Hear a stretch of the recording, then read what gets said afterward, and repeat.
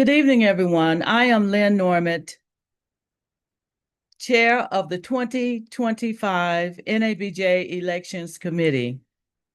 Thank you for joining us for the second of two NABJ candidates forums that will precede the convention in Cleveland.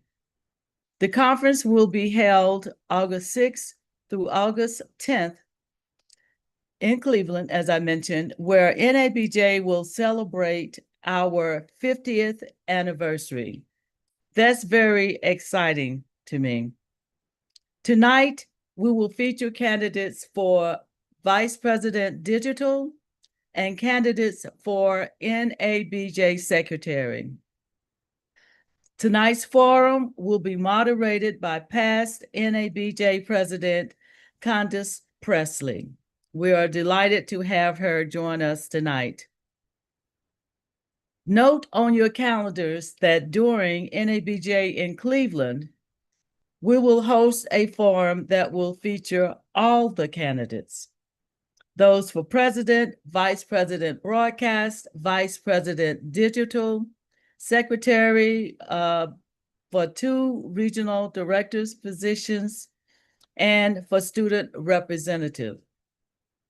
That forum, live in Cleveland, will be held on Thursday, August 7, from 2 to 4 p.m.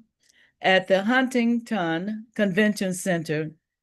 And if you're making note of that, it's room 14, which is considered the Press Center.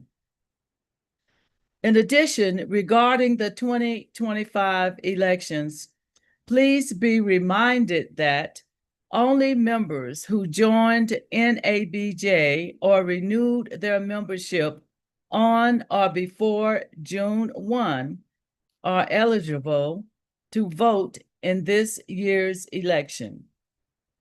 The electronic voting period is from July 14th, which is coming up very soon, so you can vote starting July 14th through August 8th. Voting polls will close on August 8th at 5 p.m. Eastern Time. As you probably know, all candidates are required to sign a campaign agreement, and that agreement includes to follow the rules and timeline established by the Elections Committee. Any candidate found in violation of the rules will be listed on the committee decision webpage at NABJ Elections Central, which is open for members to review as they prepare to vote. If you have any campaign-related questions or concerns, please contact us at electionschair2025@nabj.org. Again, that is elections chair with an S on elections. Elections chair 2025@nabj.org.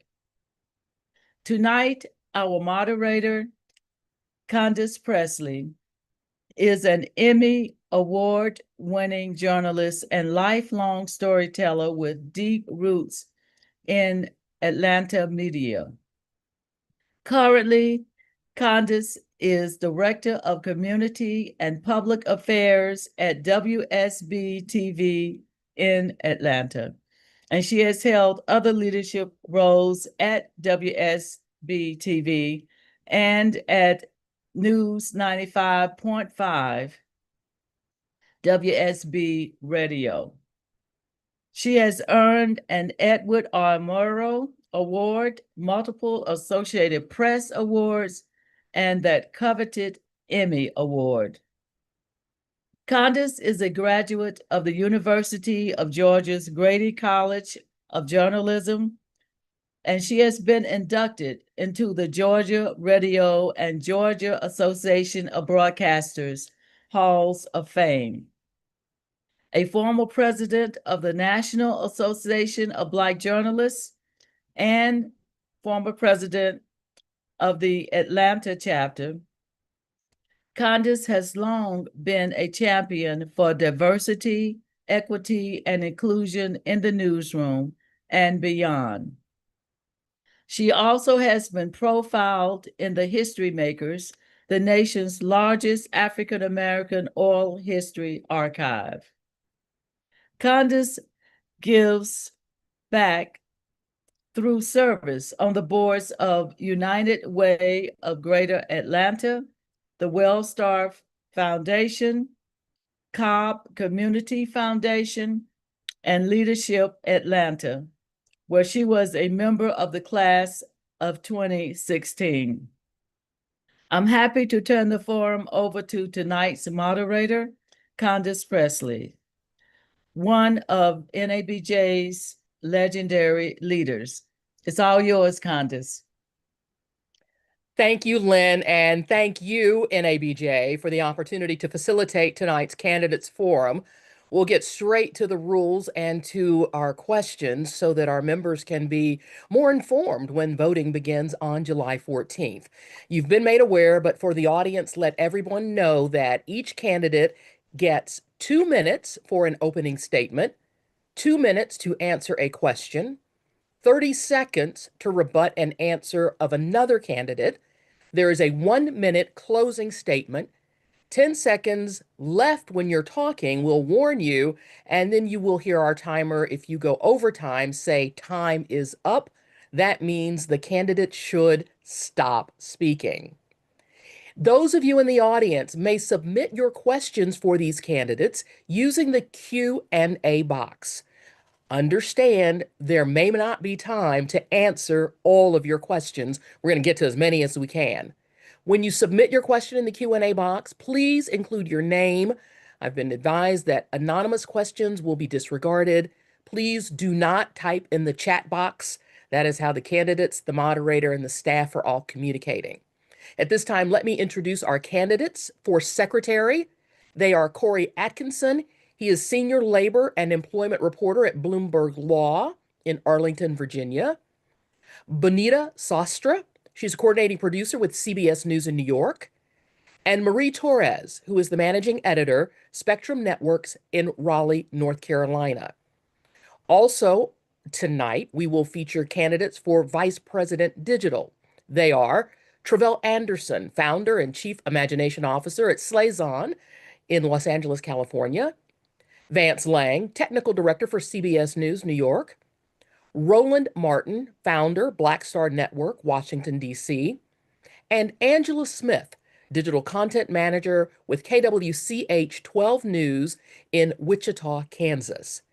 We want to let the candidates and our audience know that Roland Martin, candidate for VP Digital, and Vance Lang, also candidate for VP Digital, may be joining this late.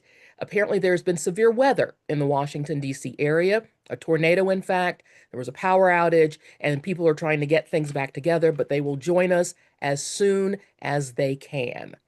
Also, I'm going to now start with our candidates for secretary, and I'd like to, before we ask questions, I need to do the opening statements. So let's go back to our candidates for secretary, and we will start with you, Mr. Atkinson. You have 2 minutes for your opening statement. Thank you, Madam President, and hello, NABJ. I am Corey Atkinson, a senior labor and employment reporter at Bloomberg Law, and I am running to be your next secretary because our executive board needs visionary leadership to help shape the start of our next 50 years. Having served NABJ at all levels as a founding student chapter president, national student rep and parliamentarian, chapter president, and on committees, I have a deep understanding of the challenges our board members and chapters face, as well as the opportunities to better serve them. I ask for your vote not just to fulfill the traditional duties of a secretary, but to also help reimagine NABJ's role as an advocate for our members and chapters. When elected, I will work to ensure that chapters get the resources and strategic support they need to thrive and advance NABJ's mission on the ground. I also want to prioritize leadership development training for our local and national leaders. And as a trained legal journalist covering workplace issues, I will also work to ensure that our advocacy efforts are legally sound and proactive. A vote for me is a vote for steady leadership, proven results, and follow-through. I am seeking this role after helping to rebuild one of our founding chapters, which I led for the past 4 years as president. Under my leadership, the membership of the DC chapter increased from 53 to over 300 members within a year and a half. It now has a record membership of over 420 members. We also raised over $250,000 to support scholarships and programming, created 3 new scholarship programs, an annual awards gala, and created new partnerships. I am excited and ready to bring the same energy and to continue that work on the national level as your next secretary. Please visit corey.com/vote to learn more about my campaign platform. And I look forward to your questions and earning your vote. Thank you, Mr. Atkinson. We now will go to Bonita Sostra from CBS News. Hi, my name is Benita Sostre, and I'm running for NABJ Secretary. I'm the current president of the New York chapter. And as being president of the New York chapter, I have doubled our membership, doubled our social media engagement. I want to be NABJ Secretary because I want to do the secretary role. I am happy to take those notes and make sure that members understand what's going on within NABJ, and not just when it's convention time, but all the time, making sure that we come to where the members are. If the members are on social media, let's put the information on social media. Let's do more than just an Instagram post. Let's make sure we're on all forms of social media. For me, being an NYABJ president, as I mentioned, I've doubled the chapter, brought in tens of thousands of dollars, worked with Fortune 500 companies to do events. We have one coming up next week that we're doing. I believe in going to where the members are and meeting the members where they are so that we can grow together. I want to be able to grow engagement within local chapters and all of them together so that they feel comfortable going to national and don't feel like I don't even know what's going on with national if it's not the convention. For me, it's important for us to partner and meet those people where they are. Through NYABJ, I also started a Juneteenth Gala and Award Ceremony, our largest fundraiser that's brought in thousands of dollars throughout the 4 years that I've been president, going into my 4th year. I'm excited about the opportunities ahead of me and continue to work, even if I don't become secretary, with the local chapters and with NABJ to better myself and better the organization as a whole. Thank you very much. And now we will hear from Marie Torres, Managing Editor, Spectrum Networks, Raleigh, North Carolina. Hi, everyone. Hi, NABJ family. I am running for secretary for NABJ. I'm currently the deputy director for Region 3. Back in April, we held a very collaborative and empowering conference. Thank you so much to everyone who supported, participated, including some of our candidates here on this call tonight. I'm also the deputy chair of Belonging for NABJ's Wellness Task Force, where I personally like to specialize in inclusion, belonging, making sure you feel seen, making sure you feel heard and loved, big on inclusion. I'm the immediate past president of NABJ Raleigh-Durham, served 2 terms. I'm currently the treasurer and advisor for that chapter. I'm also the advisor for the Triangle Association of Black Journalists. I am also a proud graduate of NABJ's Leadership Academy, a 2024 graduate. I am compassionate, I am determined, I am fair, and I build award-winning news teams. I bring more than 20 years of experience. I got my start in radio and television at the age of 16, and it's just never left me since. My work as a senior manager for Spectrum Networks and NABJ actually gained me recognition for Business North Carolina's magazine's 2023 Power List as one of the most influential leaders in the state of North Carolina. I'm running for NABJ secretary because of my experience as a compassionate leadership, because I have provided professional development, not only just at Spectrum, but through NABJ and through our local chapters, membership engagement, organizational transparency, and journalistic integrity. There are several things that I'm passionate about. You've heard me talk about leadership. I'm passionate about mentorship, receiving and giving, good mental health, as weather and climate change. As a sexual assault and domestic violence survivor, I can personally say NABJ saved my life, and it's my job to give back to this organization that saved me. Thank you. Thank you very much. We will now receive the opening statements from the candidates for Vice President Digital. That first statement will come from Travell Anderson. Travell. Thank you so much, Travell Anderson. I use they, them pronouns. I am an independent journalist, multimedia storyteller, and digital entrepreneur based in Los Angeles. I've had the pleasure of serving NABJ as the immediate past Region 4 director on the national board, as the president of our 2020 Professional Chapter of the Year, NABJ Los Angeles. I'm currently that chapter's treasurer, and I'm former chair of NABJ's LGBTQ+ task force. I'm running to become your next vice president of digital because I feel like my substance and my style are exactly what our organization needs at this moment as part of our executive leadership team. My campaign platform can be summed up as time to slay, and slay is an acronym. The S is for support and invest in local chapters, our task forces, and the Black press. The L is for level up the value of an NABJ membership. The A is for advocate boldly, decisively, and progressively, and the Y is for yield meaningful and member-minded results. That means revamping our digital presence and membership platform. I also want to develop a digital resources hub, this suite of digital tools that will allow you to skill up at home, even if you don't make it to convention. I want to identify and cultivate partnerships with emerging technology and digital storytelling platforms to position us as proactive leaders as our industry's AI-generated revolution continues. And I want to prioritize measuring and being accountable to your satisfaction with transparency front of mind and a mindset aimed at serving both traditional journalists as well as digital storytellers like content creators and influencers who want to add a bit of journalistic heft to their work. I've been in newsrooms, I've helped lead newsrooms, I've been laid off from a newsroom. Now, as a freelancer and digital entrepreneur who's on the ground with you, I'm running to be your next VP of digital because this organization is ours and we need leadership that will always remember that. Time's up. Thank you. I am not seeing Mr. Lang, who said he was called to a story as a result of the storm. Our next opening statement for VP Digital will come from Mr. Roland Martin. All right, folks, can you hear me? Yes.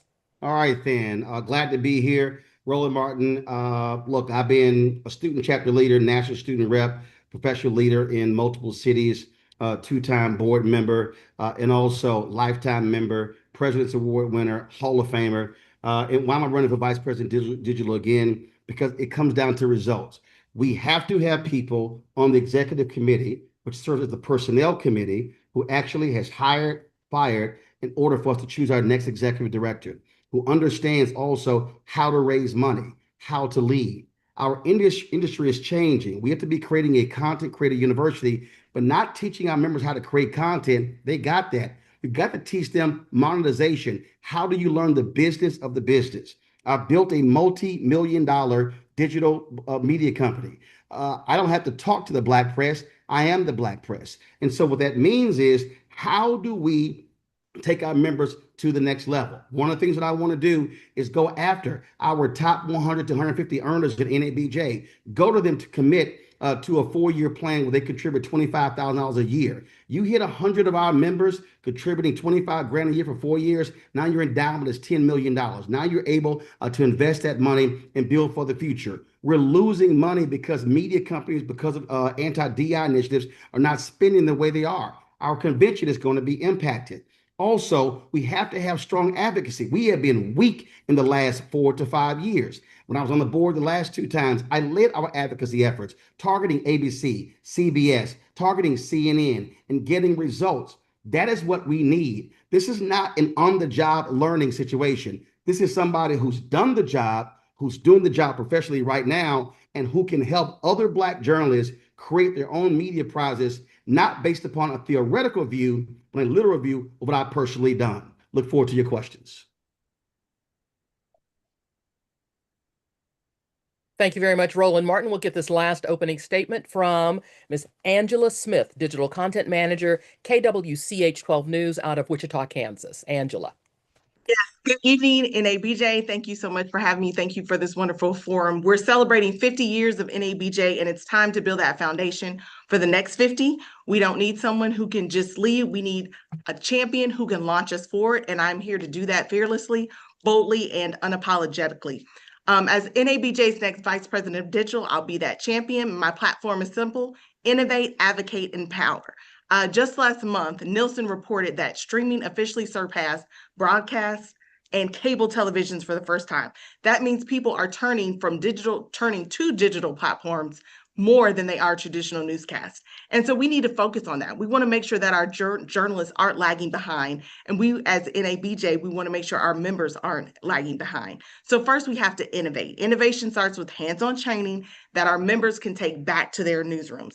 Like many of you, I love coming to convention. I love getting powered up and feeling good, but we have to make sure that they're taking something back as budgets get tighter and as layoffs are more likely. They need tools to keep them competitive, not only in the digital side, but as content creators, as they're doing podcasting. We want to make sure that we have these forums and these initiatives available for them. And that's why I want to create an innovation hub and a team that can help pull together these different AI programs and initiatives so that we can put them forth before our members. Secondly, advocating. Our members have to be equipped. We're living in a time when there's not only attacks on diversity, equity, inclusion, but also our livelihoods as journalists. And so as the only Black female in my management team, I can tell you that Black journalists are underrepresented, we're underpaid, and we're underserved. And that means our communities are also underserved. And so I wake up every morning, put a smile on my face, I walk into my newsroom, and I try to figure out, who am I fighting for today? And so as VP of Digital, I will fight for you.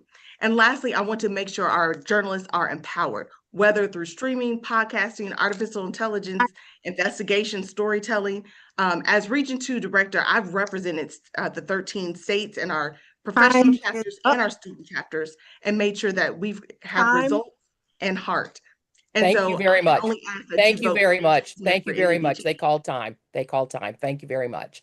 Now we're going to move into the question and answer period. Again, we said that each candidate has 2 minutes to answer a question, and I'm going to begin with questions for our candidates for secretary, and then we will move on with questions for our candidates for VP Digital. The first question for our candidates for secretary, and I'd like for each of you to answer this question: what nonprofit board experience do you bring to your candidacy and your service to NABJ, in addition to your service in your local chapters or with a national organization? And I'm going to go in reverse order. And Ms. Torres, I'll start with you. I'll be honest, as a domestic violence and sexual assault survivor, I didn't have a lot of time to pour myself into anything else but NABJ. I was picked out for my leadership skills while working as an executive producer in a newsroom. Didn't think I was seen or heard by anyone, but it was an NABJ mentor who picked me out. And since then, that has been my journey, and that is everything I poured myself into. Yes, I would love to expand myself into more things, but NABJ is my love. That is what I give my energy to, other than the journalists that I mentor and lead. So one day, hopefully I'll get the opportunity. But as of now, I'm just so grateful for the opportunity to serve this organization. Thank you very much. Bonita Sastra, you could answer that same question for us, please. Absolutely. So working with NYABJ, I've also been the director of our First Take High School journalism program.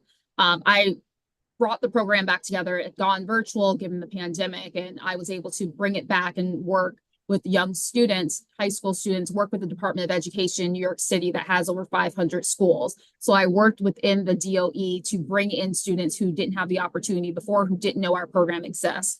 I also ensured through my work with NYABJ that we worked with other large places like Amazon, with JP Morgan Chase, in order to host events there and bring in funding for other things. We just did our Juneteenth gala where we brought in Brown Kind, which is a skincare organization, and we worked with them on sponsorships, funding, in order to broaden our support for our members and give out more money, more scholarships, etc.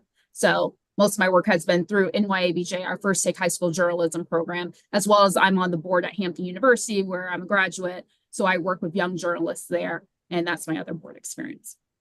Thank you very much. Mr. Atkinson, additional nonprofit board experience, leadership experience that you bring to your candidacy. Thank you for that question, Madam President. First, I started my NABJ leadership experience as a founding student chapter president. Then I went on to being our national student representative. I was also very active with the New York chapter. I was a part of their program committee where I led a collegiate forum for our young student journalists. And I recently served as the president of the Washington, D.C. Chapter. Before that, I was on the national board as parliamentarian, and I didn't seek a second term as parliamentarian because the DC chapter needed some help. And I answered the call to step up and serve for that chapter. And under my leadership, I'm proud to say that, I started my term as president with 53 paid members. Within a year and a half, we were able to get over 300 members. Recently, I learned from the current president that we have over 420 members, and that's a record amount for the chapter, which I'm proud of. And while working as president, I was able to build new programs like an annual awards gala.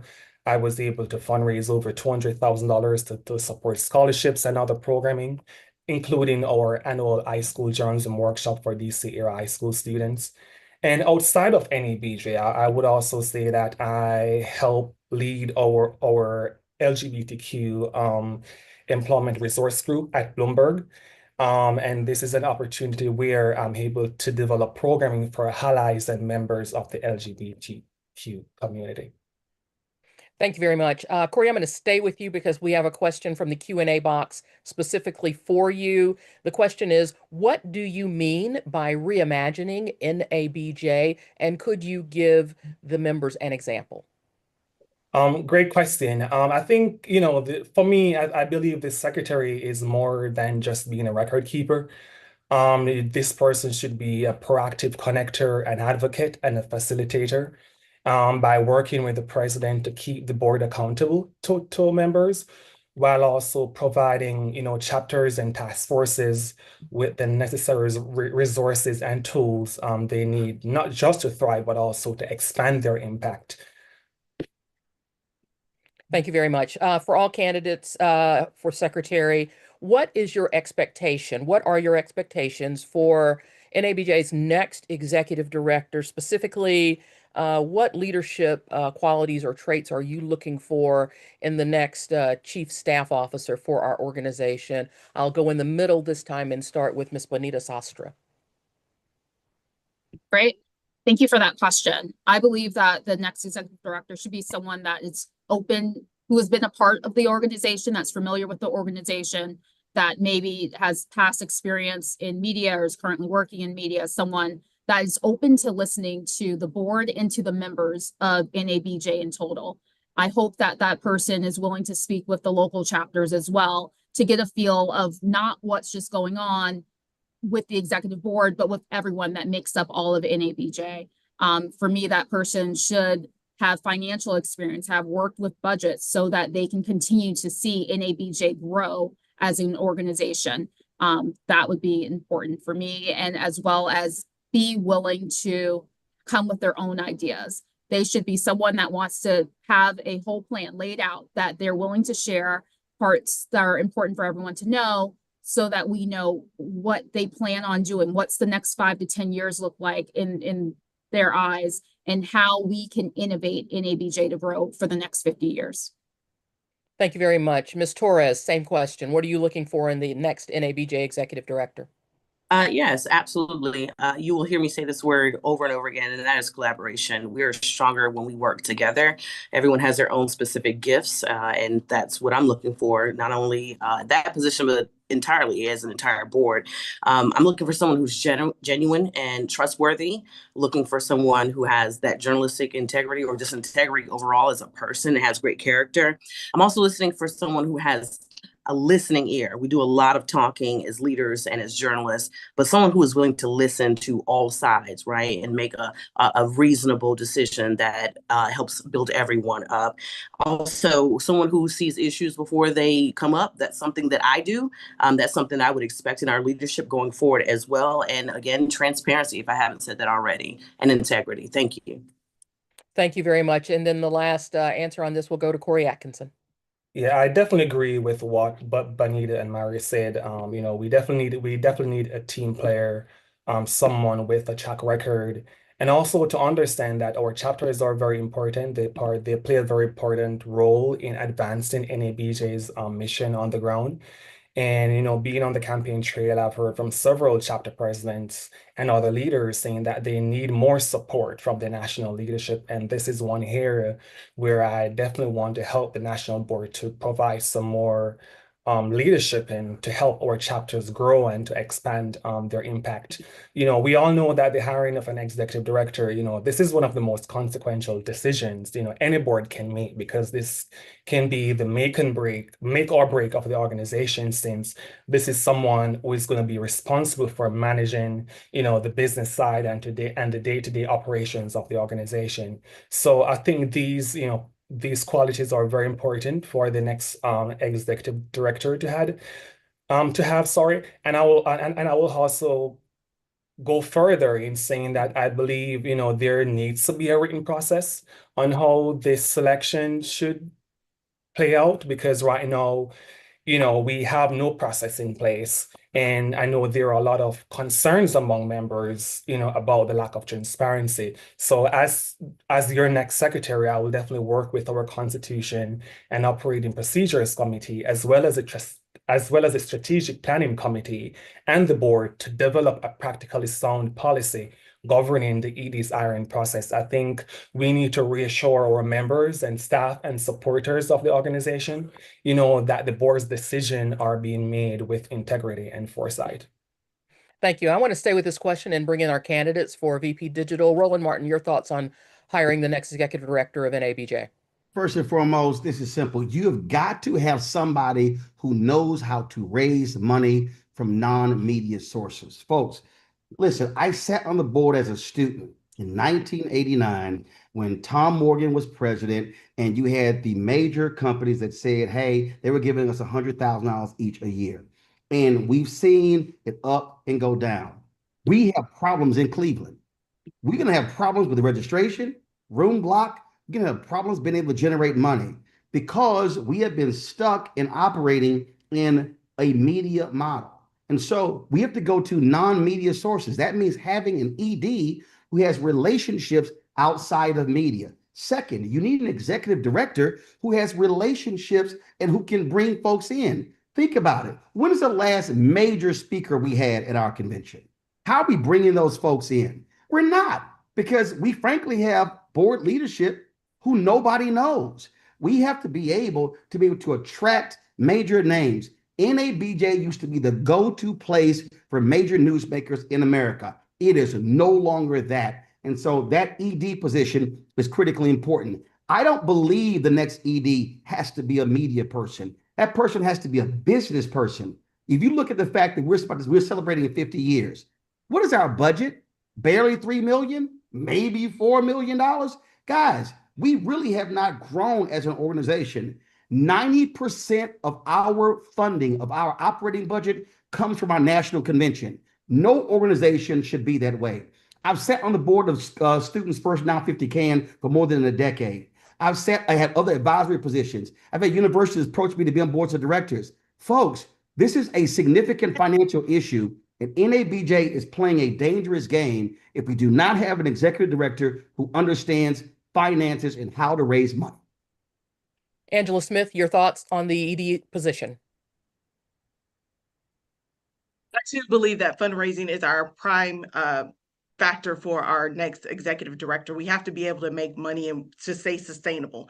And we have to be able to build those relationships. I do believe somebody who has a background in media is prime, just because that's the industry that we're in. And we want to make sure that we're growing that as well. We are the National Association of Black Journalists, but we also want to make sure that we're creating those relationships to make it a sustainable organization. So developing relationships outside of the media companies is a great way to start. We also want to make sure that the process is transparent and that we're going about it, and that everyone who is a member of NABJ recognizes that the process at the top is open and available to everyone to know what is going on. Thank you very much. Travell Anderson, you get the last word on this issue. Yeah, I mean, I agree with everyone else, but I'll use this time to focus on the mindset that I think the ED needs to have, and that's a mindset of experimentation and doing things differently.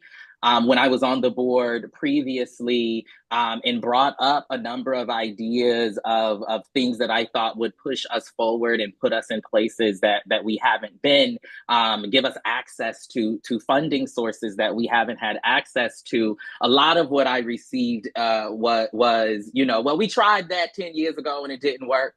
Right? Or we've been doing it this way and that has worked for us. And so when I think about the next ED, I want somebody who has an experimental mindset, right? Who is thinking about ways to branch and broaden the brand and reach of our organization beyond the boxes that we have placed ourselves into thus far.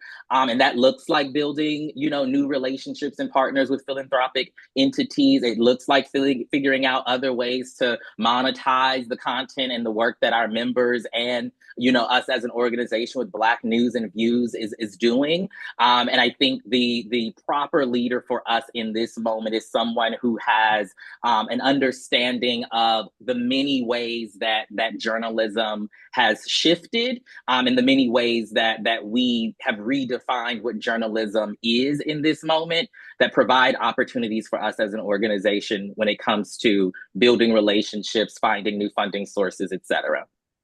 Thank you very much. Again, a question for our candidates for VP Digital. This does come from the Q&A section, so it's from one of our members.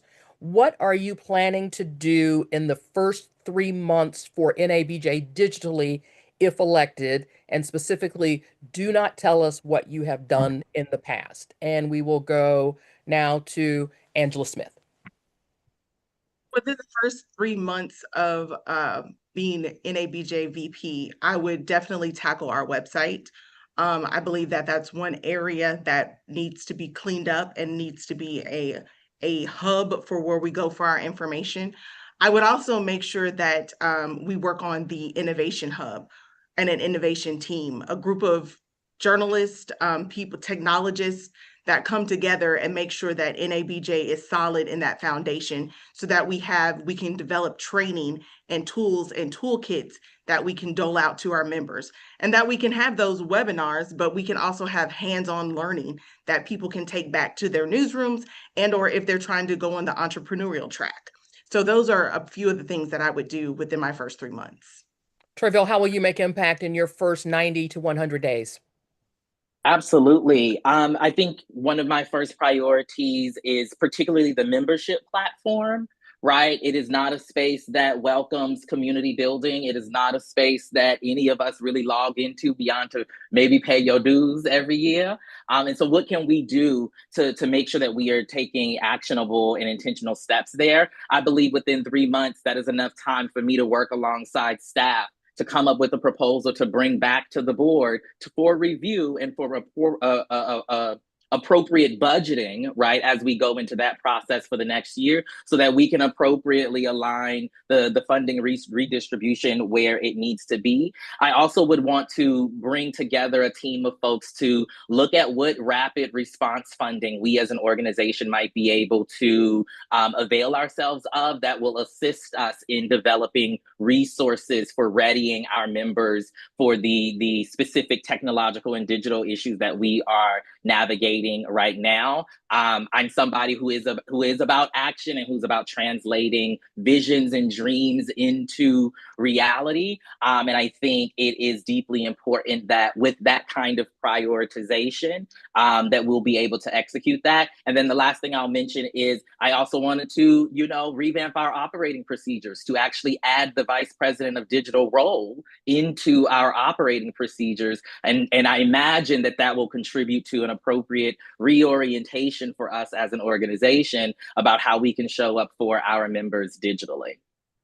Roland Martin, you get the last word on this question. First month, a complete review of NABJ's Black News and Views. Here's the first question. Who reads it? Who sees it? Where does it go? Where are we placing the content? How many views is it attracting? Is it actually doing what we need it to do? Can we be syndicating that, or at least placing that content in Black newspapers and other outlets around the country? Otherwise, it's just sitting there and we're just spinning our wheels. That's first month. By the third month, we will have our first content creator university that's focusing again on monetization. We have to be constantly teaching our members about the changing aspects of our business. How do you generate revenue? First of all, and then but while doing that, you have to then assess what does your membership look like on the digital side? Who are the individuals who are working in mainstream media outlets or working, frankly, as employees?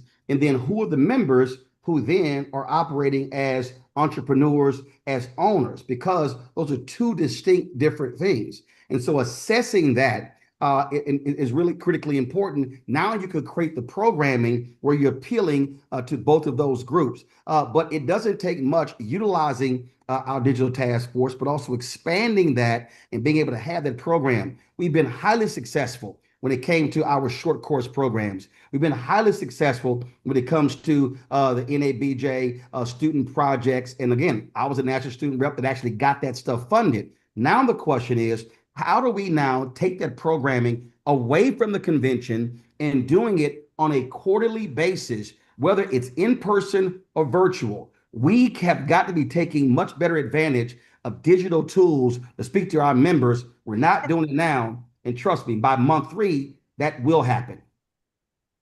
Thank you very much. A question now for all of the candidates, and it's one it seems our members are very interested in. And I think the first way we'll tackle this is, and I'm going to go back alphabetically and start with you, Corey, the candidates for secretary, all the way through our candidates for VP Digital. And the question is this: how would you have handled the president's appearance at NABJ last year?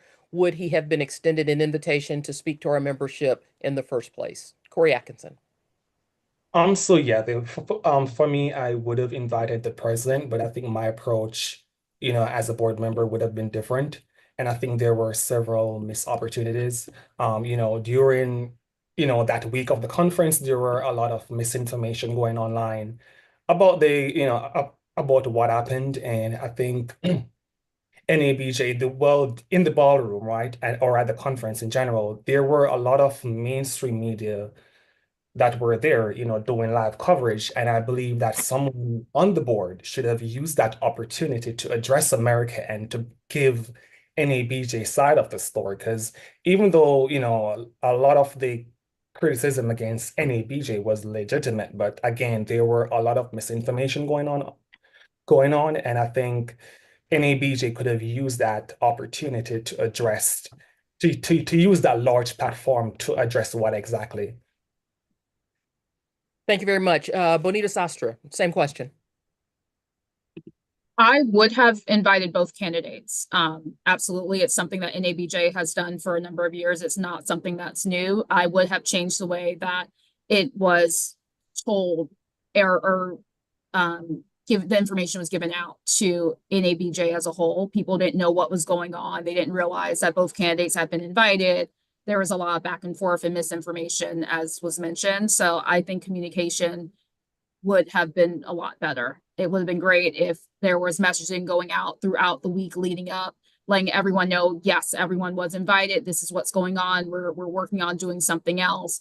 But that didn't happen. And I think that's what caused a lot of people to have hurt feelings, a lot of people to feel like it things didn't matter, and they're wondering why there were so many people that weren't NABJ members or people that were part of the conference who were just in for this one part of the event. And then we all knew why they were there. They left right afterwards. So if it were up to me or something I would have done differently, yes, I would have still invited both candidates. I just would have made it very clear what was going on to all the members in all ways, via email and social media, and just having volunteers let people know what was going on when there was confusion in the ballroom as everything was happening. Thank you. Marie Torres. Yes, and I do want to say, forgive me for the lag. We're currently undergoing severe weather here, so hopefully I do not cut out. I have different views on this because I'm a news manager, because I've worked in news, especially politics. It's one of the hugest issues that we tackle, especially in North Carolina, if you know anything about North Carolina politics. The background that I'm aware of is that we did invite both candidates, and that there was just a lot of different logistical things that were going on, especially with Kamala Harris and the whole Joe Biden handoff thing that came at the last minute, her plans and all that. So as a producer mindset, I already understand the logistics of trying to get two people in one room who have very important roles and do very different things. With that said, and knowing some of the background, I'm glad that we did invite both candidates. It's unfortunate some of the things that were said, but I do think that what was said actually brought us on a global platform. I think that a lot of people did not know what NABJ was, who NABJ was, until that actually happened. And I think we gave that person the opportunity to say who exactly they were for the world to see. And honestly, I thought that put us in a better spot in regards to who we are as an organization and trying to be fair and transparent. Now, of course, ideally, it would have been great for both candidates to have had the platform. There were some other things that were going on behind the scenes that actually, I would say help control that situation even better than what we saw. But in hindsight, I think there's always room for improvement. No one's perfect. Nothing's perfect. And what I thought was really unfortunate was, there were some miscommunication issues. I will say that to the broader audience, to our NABJ family. But what I do think is really unfair is to put the blame on one person. And unfortunately, I've seen that happen with our president. And that's just not fair. But that's my take on it as a manager. Thank you very much. Travell Anderson, same question. So I was a sitting board member still that year. And I can speak from experience and say that, the entire board was not consulted about that decision.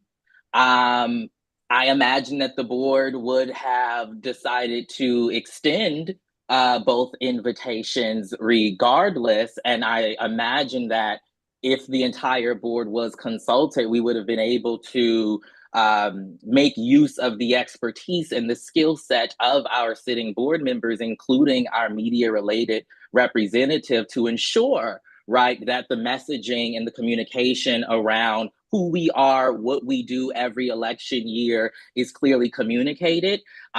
If I had a say-so in that moment, we would have never seeded the conversation or the narrative about who we are and what we do in this organization. And we would have been intentional about controlling our narrative and our brand. And I think we have all seen how that initial mishap and blunder has continued, right? Producing headlines that don't make us as an organization look the ways we as members want to look as an organization. And so for me, I believe that, when we use the board that has been elected appropriately, we allow ourselves to navigate these kinds of issues that invariably will come up with a united front and with the appropriate kind of proactive approach, right, that allows us to control, right, what it is the broader public knows and understands about who we are, how we advocate, and what we do. Roland Martin. If anyone out there is wondering what I'm doing, well, I'm paying attention, but I'm also pulling information up, because if you ask what would I have done, I'm going to give you in real time what I actually did. The Trump press release went out around after 9 p.m. on July 29th. 10:05 p.m., I sent a text message to our president, our executive director, and others saying, "Where's the NABJ press release on Trump coming? I don't see it anywhere." Ken Lemon says, I'm asking the same thing. I said, are y'all serious? NABJ has Harris Faulkner as one of the people questioning Trump. That network paid a $787 million fine for spreading lies about the 2020 election, and she has openly criticized Biden and Harris. Furthermore, I'm offended that no one from Black-owned media is asking questions. We allow Semaphore and not the Black press. Fix this. I said there's no way in hell anyone from Fox News should be allowed to ask questions at NABJ. And I said, was the inclusion of Faulkner NABJ's idea, or did that come from the Trump folks? All of this will be asked publicly. We damn well better have an answer. Our ED said, quite frankly, I think the real question is, why is it common accepting our request? And I literally said, bullshit, Drew. See, folks, leadership doesn't mean you wait till you have a title. You actually question leadership in the moment. First and foremost, if you're going to invite him, you demand that he apologize to the Black female journalists he consistently insulted. They were sitting right there, April Ryan, Yamiche Alcindor.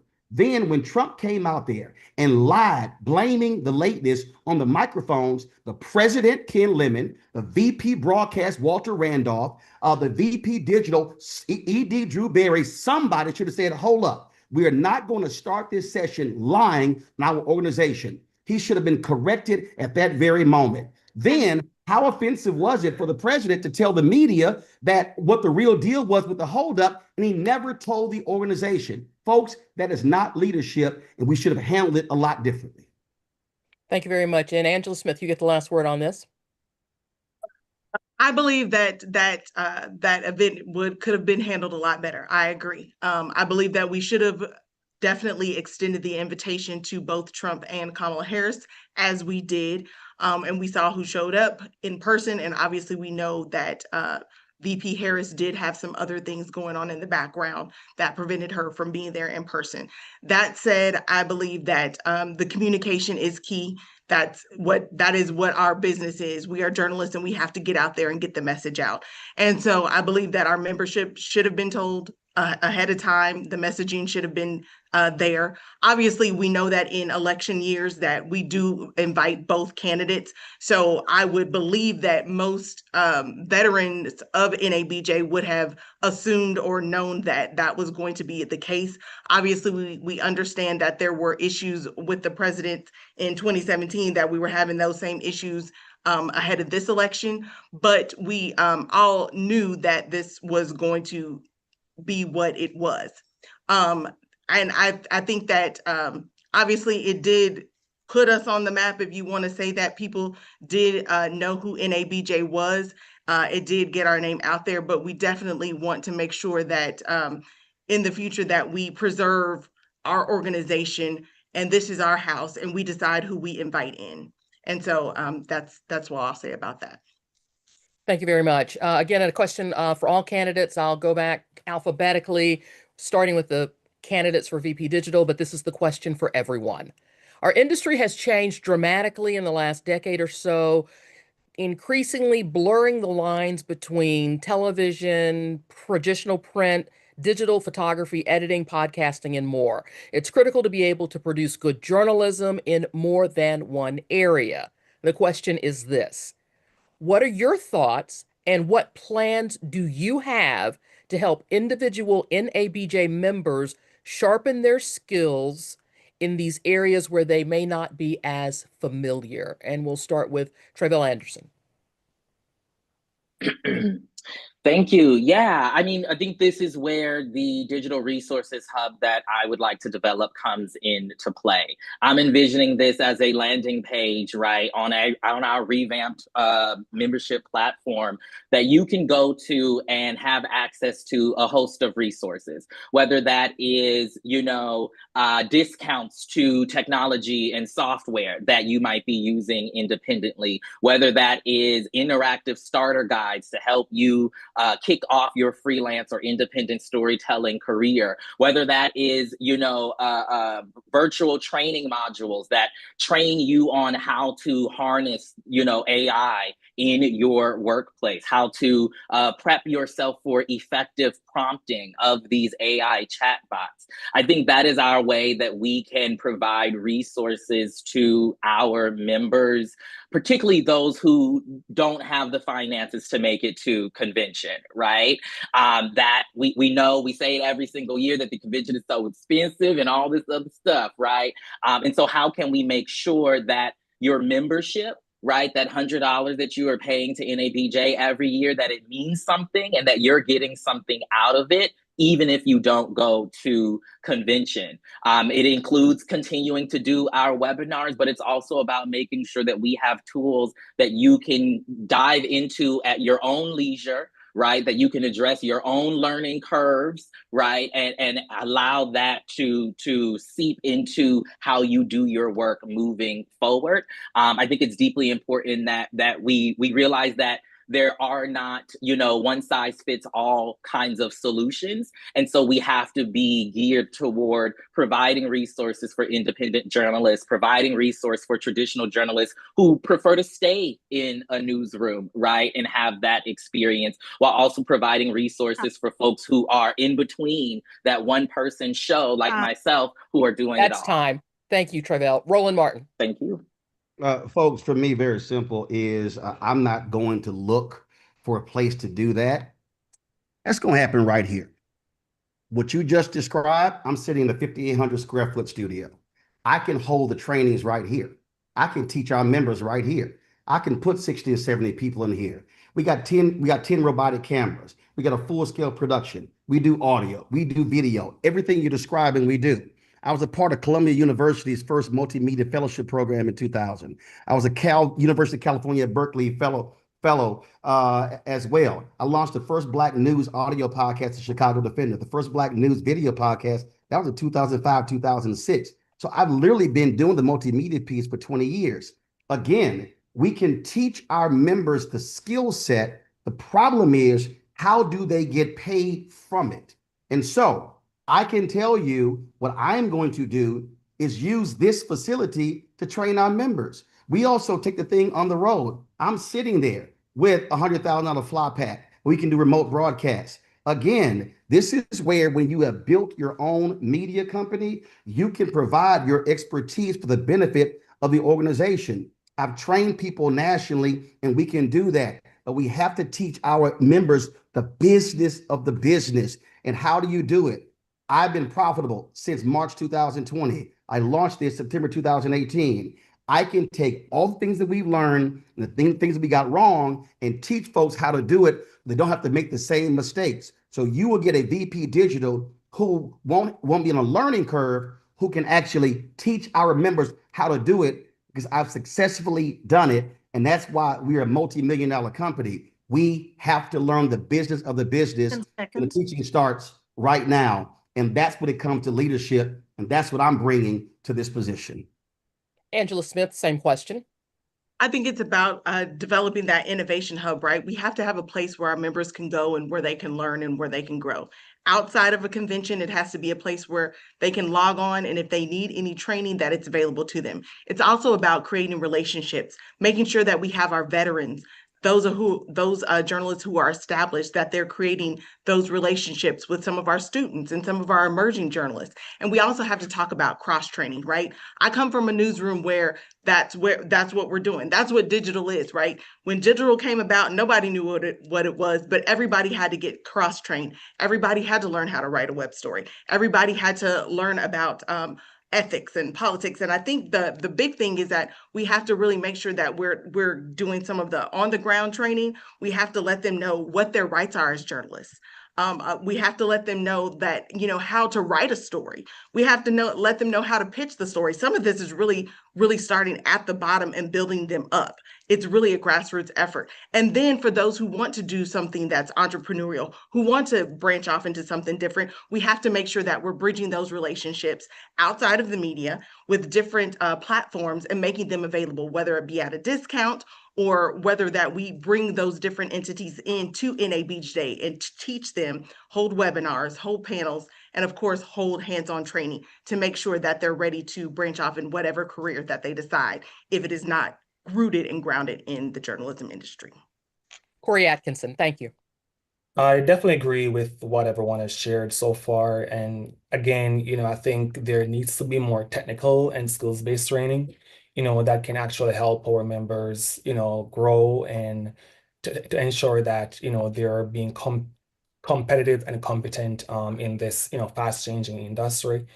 And, I think we rely too much on the conference to offer these trainings, and the regional conferences are underutilized, in my opinion.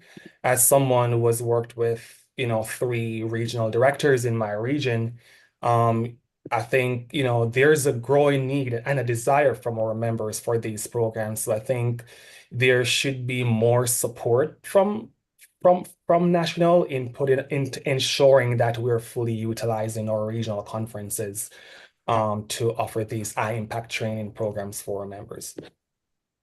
Thank you, Ms. Ostra.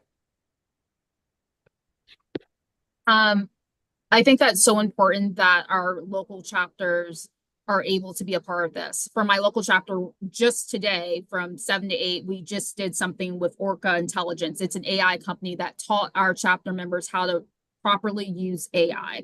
That was something, it was free. It was open to every single member of our chapter. And I think that that's how we can utilize our regional directors. Our regional directors should have relationships within our local chapter so that each month we can have a skill, we can work with a larger company to bring them in to teach our members how to use this different skill that's going to help them in their entrepreneurial ways, in their digital content, in their 9-to-5 jobs, whatever they're trying to do. NYABJ also has created our own podcast and our own news magazine. No, we're not making money from it, but sometimes we do get ads that we are able to use to help do more stuff. But what we are able to do with this is to help those who need bylines. They're able to write, they're able to be a podcast host, a podcast producer, and build their own skills right within the community with guidance with our older professional journalists who are able to help them, guide them. And their stuff is now published and available on Spotify, Apple Music, and any place else you get your podcast. And our news magazine is available everywhere. So it's important for all of us, NABJ, on a national level to work within each chapter. So each chapter is doing something seamless so that they all have something similar that their chapter is working towards, so that they have members that are able to work within it. And then as they grow, maybe they can send stuff in to Black News and Views. But for right now, they might need to just work on bettering their writing, their shooting skills, and all the other stuff that they can do right within their local chapters. Thank you very much. And last on this question to Marie Torres. Yes, first I want to say I am so pleased with all of these answers. Like, this is the definition of what collaboration is. There were some really great ideas, and a lot of ideas I also support. So I will just say this. I'll just give you from a personal note, right? Like, again, I started off as 16. I was a news director and anchor, like, as soon as I got out of college, because I graduated from school and went back to the very station that I interned. And it wasn't easy. I did everything, 9 radio stations and television. I edited, I cut video, I went out and shot stuff. I rolled my own teleprompter. Like, it was such a small market that you had no choice but to learn everything. So with that, I've always brought with me the spirit of cross-training. That's something I bring into every newsroom that I'm in, especially at Spectrum. So I've had the privilege of doing that. But then also, like, I love the fact that we said local chapters, right? How can our local chapters get involved? I know at NABJ RDU, we are doing that work. We are doing it, y'all. We got more work to come. Thank you for the chapter grant, NABJ RDU, because we got some more student workshops coming. But definitely, like, there's still a lot I need to learn about AI, right? I'm navigating it along with my reporters and producers, and there's just so much of expertise within our organization that can train us and give back and help us be ahead of our counterparts, right? Some of our counterparts in the newsroom. So I'm just so pleased with all the answers. I agree 100% with all of that, and you can tell how excited I am about it, because I'm passionate about that too. Thanks, y'all. Thank you very much. I got a couple of questions that will require a simple yes or no answer from each of the candidates. This particular question comes from our third NABJ president, Bob Reed. He wants to know from each of you, are there any non-media entities that should be off limits for NABJ fundraising? I will go to Angela Smith, just the order that I see the faces on my screen. Are there any non-media corporations or entities that we should not solicit for fundraising? Yes or no? Yes, That they should be off limits. that's I what you're saying. believe, yes.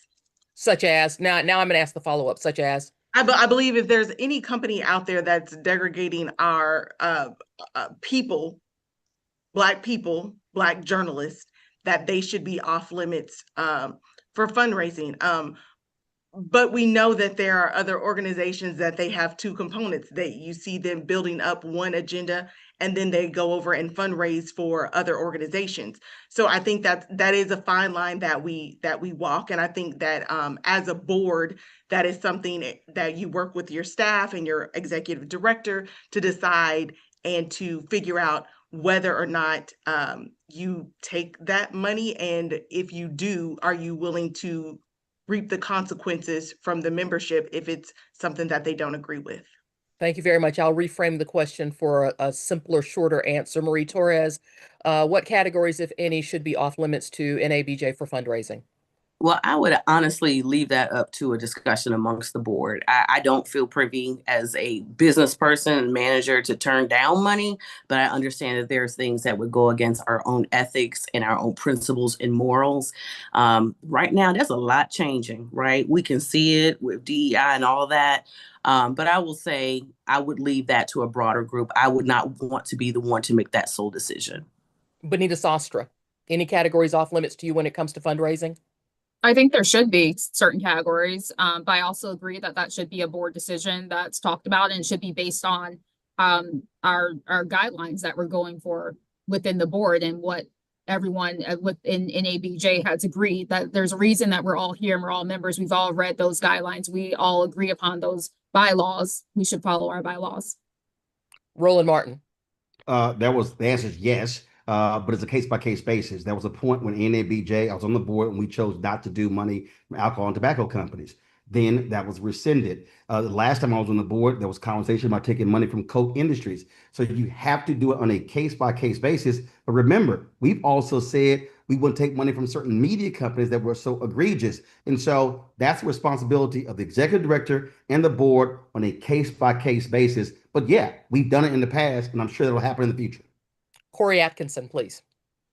Yes, I definitely agree with what everyone has said. I think we should only take money, from folks who are in alignment with NABJ values and mission. Tre'vell Anderson. Ditto. This is indeed a yes/no question, and it takes us back to the discussion we had about the president's visit to NABJ in Chicago last year. The vice president at the time, Kamala Harris, offered to appear to the membership virtually during our convention should NABJ have accepted that invitation. Tre'vell, you were on the board at the time. Should we have accepted that invitation? Can you repeat the question? Last year at the Chicago convention, then Vice President Harris, her campaign offered to make her available to NABJ virtually while we were meeting in Chicago. Should NABJ have accepted that invitation instead of the event that was held later in Philadelphia? Yes, I think we squandered an opportunity to have the biggest amount of our membership hear from the president, the vice president at the time. The reality is, as we are working on figuring out our digital presence as an organization, our greatest tool that we currently have is our national convention. And so I think we should have accepted it. Because I wonder what the impact of delaying it has had in how we have moved forward. I think that the decision making, as I understand it, about that decision, again, as sitting board members, we weren't consulted about what decisions should have been made. Or let me speak for myself. I was not consulted about what decisions should have been made in that regard. The folks who are outside of the executive board on the board are often disempowered and left out of conversations. And so I think that would change. That should change. Thank you very much. And again, it's simply yes or no in the interest of time, because we probably got time for one more, and then we'll go into your closing statements. Corey Atkinson, should VP Harris have been allowed to appear virtually as her team offered? Yes or no? Absolutely. Okay, thank you. Roland Martin. Hell yeah. I was looking up. Bob Dodo did speak to us. But guess what? Every journalist would have done a satellite interview or a Skype interview with Vice President Kamala Harris. So why wouldn't we accept a virtual interview? That was nuts. Benita Sostra. Yes. Marie Torres. Yes, but we also need to look at the rules that may have hindered that. And Angela Smith. We have to know the backstory of as the underworkings about everything that was going on. But I do believe that a virtual presentation during the convention would have been beneficial. All right, I'm going to start this question with, and it's probably, depending upon how long it takes everyone to answer, our last question, but if not, we may be able to get one more rapid fire in. But beginning with the candidates for secretary, NABJ this year is celebrating its 50th anniversary. How do we assure that our 50 years of history and our future history, how do we make sure that those records are preserved? And we will go with Corey Atkinson. Yeah, I think, it's very important that we are preserving, our record and information for the next generation. And I think this is a unique opportunity for us to partner, with institutions, maybe like a library or a Black-led institution, to help us, or experts in preservation, to help us preserve that information, and also to tell that information in a compelling story to our members and the broader public. Benita Sostre.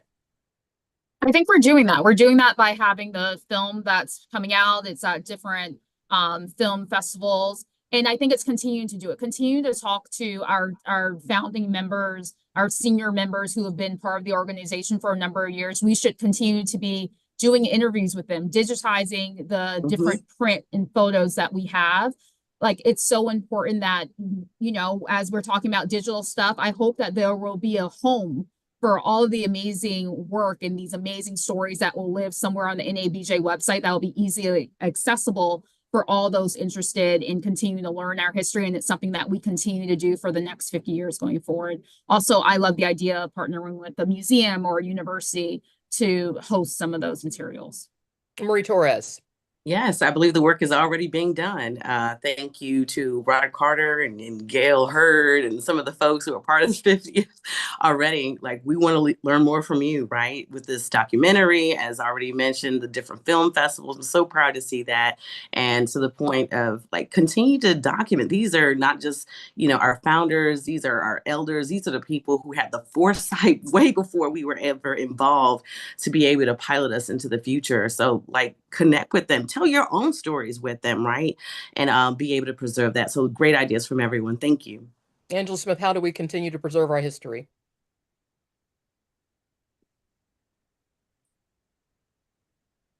I believe all of these suggestions that we mentioned above, obviously, behind the headlines is really a great way that we started off with that preservation. Of course, working with if we can work with the Smithsonian to preserve some of that, collect some of our data and make sure that it's preserved there as well. And of course, in the digital space, right, that we have a hub on our website where you can go back and look up digitized photos and videos and stories from some of our founding members, just so that when we get to 100 years, that people can come back and look up where we began and be empowered and ready to push us to the next 50 years. Thank you very much. Tre'vell Anderson. I think one of the things that I want to speak to when it comes to digitizing our history is ensuring accessibility.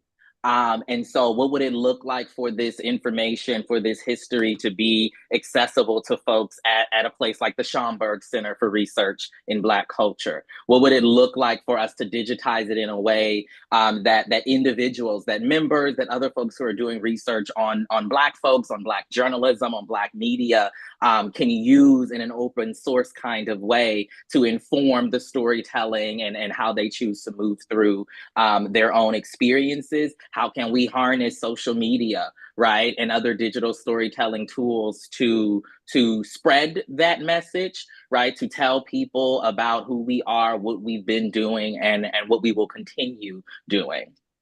Thank you. Roland Martin. First and foremost, we should be funding an NABJ archivist. Folks, we're talking about this documentary we just did.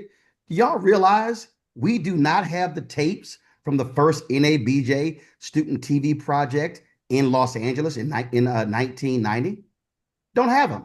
Luckily, Sheila Brooks grabbed the tapes and kept everyone since then. And so that's why we don't have that first year. Also, I'm not interested in this our stuff going out. Do we understand that archives are now monetization opportunities? If we are in-house, then we are owning, that's IP, folks. That's intellectual property. If people are looking to do stories or doing documentaries or movies or whatever, we have that. Second of all, how are we not live streaming and documenting and recording so many of our sessions at our conventions? We're allowing these opportunities to go to waste. We should have a strategy, and that has to be a digital strategy. And that's one thing that I will do to establish that. But we need to be looking at right now a massive assessment of all of our information in terms of from the first convention forward, all of the writings, the papers, and all of that to know what we first have. And now saying having somebody who we pay them to be our archivist, we must fund that position and not farm it out to someone else. Never let your IP be put in somebody else's hand. It's where we must control it, own it, and then we are able to now share with what we want to, but that must be in-house. That must happen.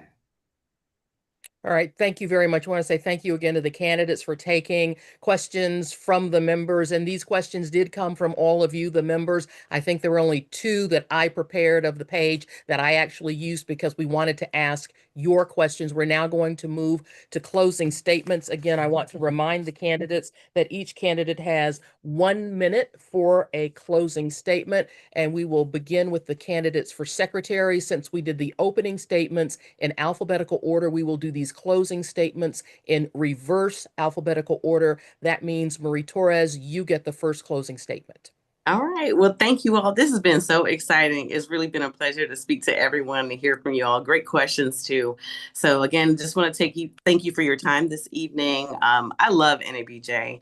That's the reason why I've poured so much into it. It really is a part of the fabric of who I am going forward. And so really, I am all about leadership. I'm all about organization, of course, documenting, and really creating safe and collaborative spaces where people can feel like they're seen, they're heard, and they're loved. We want your ideas to the table, just like these amazing questions you had tonight. So my job really and my mission is to continue to build upon and further strengthen and grow this wonderful organization that supports so much into me and just build on the mighty work of our founders and all of you all. Thank you so much for the opportunity.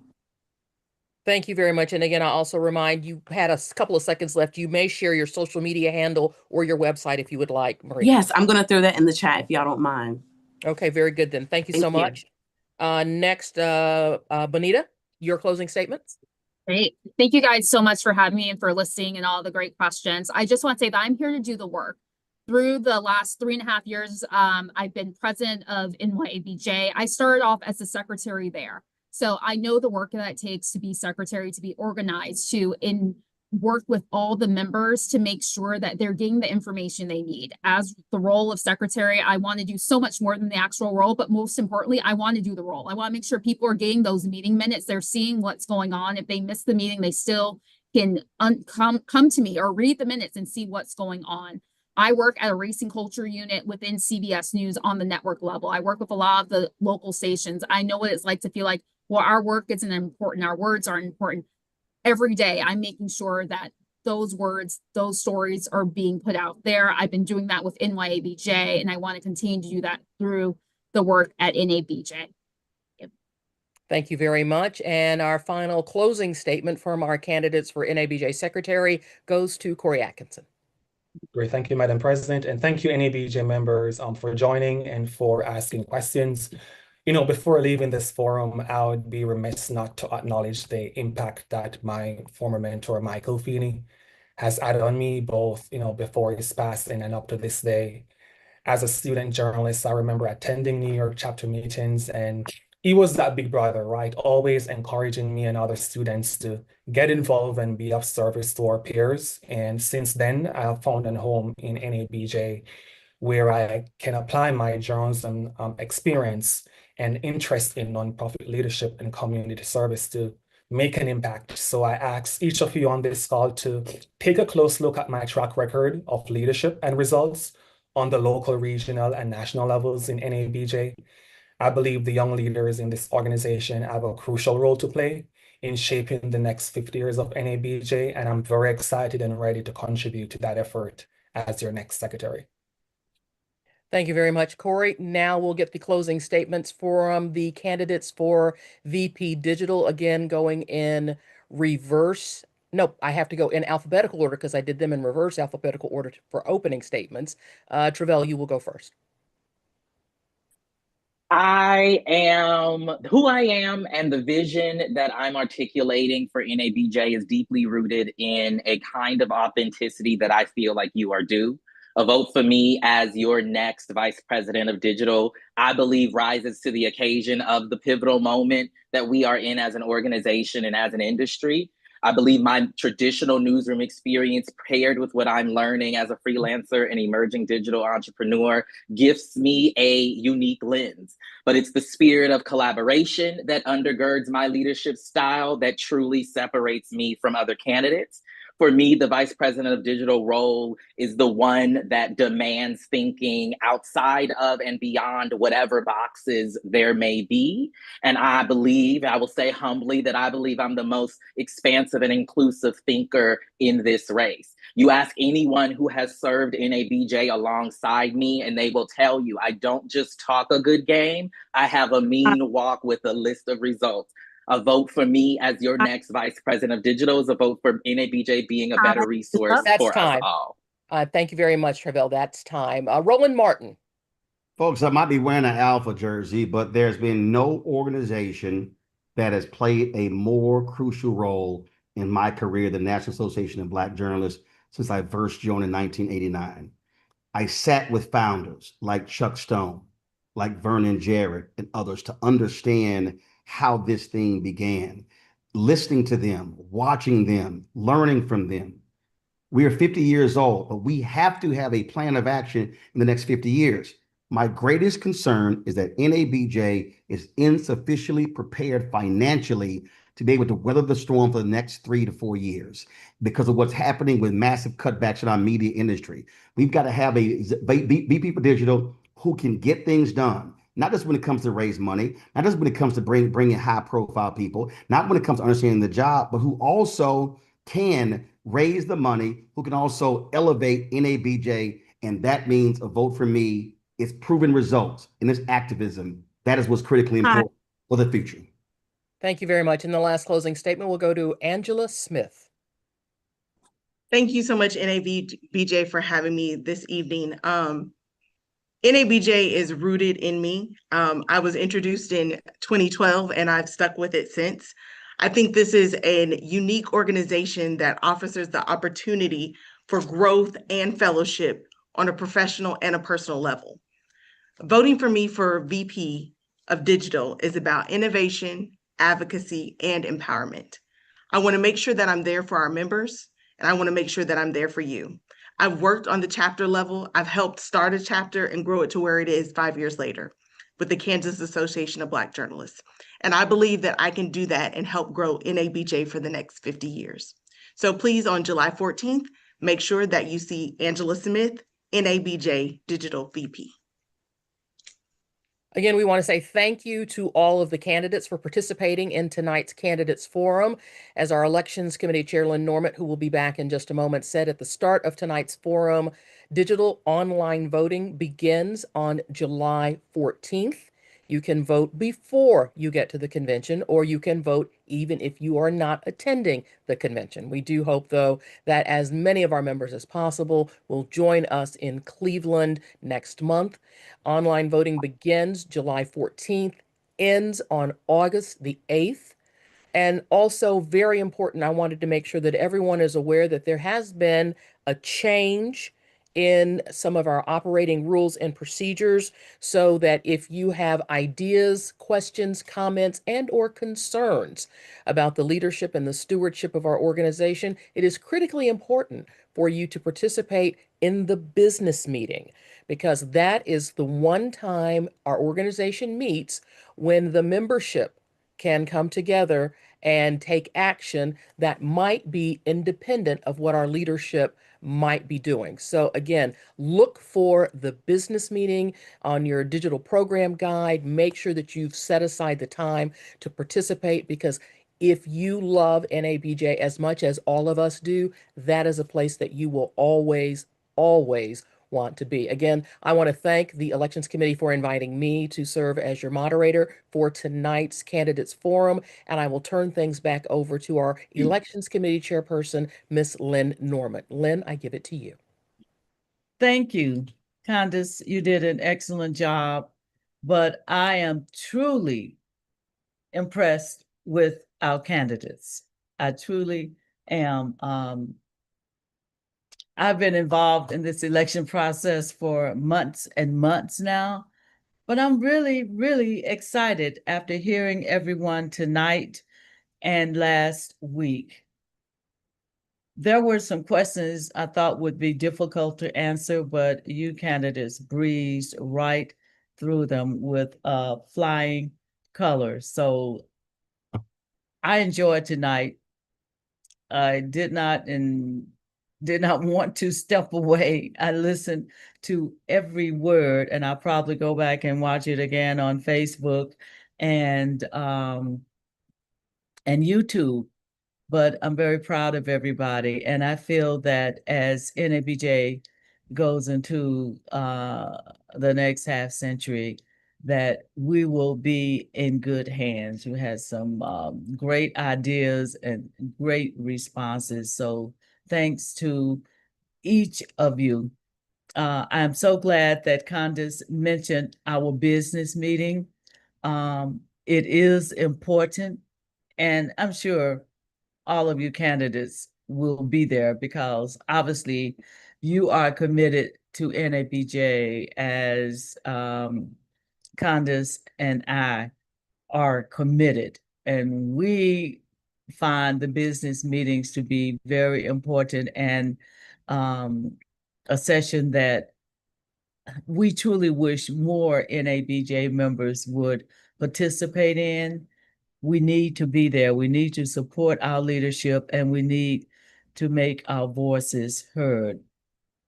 I want to mention again that in Cleveland at the NABJ 50th Anniversary Convention on August 7th from 2 to 4 p.m., we will have an on-site forum at which all the candidates will speak. So it's kind of hard for me to imagine the energy of those of you here tonight and the energy of those here last week will all be in one room. So I'm looking forward to it. I'm looking forward to it. So put that on your calendar, be there.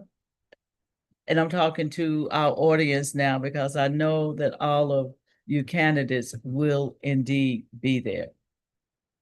But I'm excited about the future for NABJ, and thanks so much to each of you for wanting to devote your time to follow your hearts, because it came through very clearly that you all love NABJ as well. And, NABJ has been my passion for almost as long as I can remember.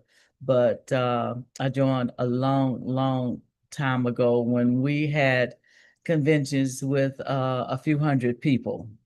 So we have come a long ways, but we still have a lot to accomplish in the future. So thank you. I don't know if I should continue to talk. Seems like we have a few more moments. So just say I wish you all well, and I look forward to seeing you in Cleveland. So back to you, Madam Moderator. Do you have anything else you would like to add? We seem to have maybe 2 minutes left. 2 minutes left. Wow. Yes. I should have asked another question, but we will have to save that question for the candidates forum on August the 7th from 2 until 4 at the convention site. Again, encouraging all of the members of our audience, please try to participate in the business meeting. Look for that on the digital program schedule because there is a new quorum requirement associated with the business meeting that also influences the kind of work that we can do. I hope you all listened carefully to each and every one of the candidates tonight on tonight's forum, as well as the other candidates who participated in the forum last week. Please visit their websites. Please email them and ask them questions. Please, if your question was not asked tonight, it's only because we did not have enough time until right now to get those questions in. Please put forth those questions either at the forum in Cleveland or to these candidates now. We are very, very happy, very, very thankful for all of you. We want to wish you well and wish you a good night. Thank you. Good night, everyone.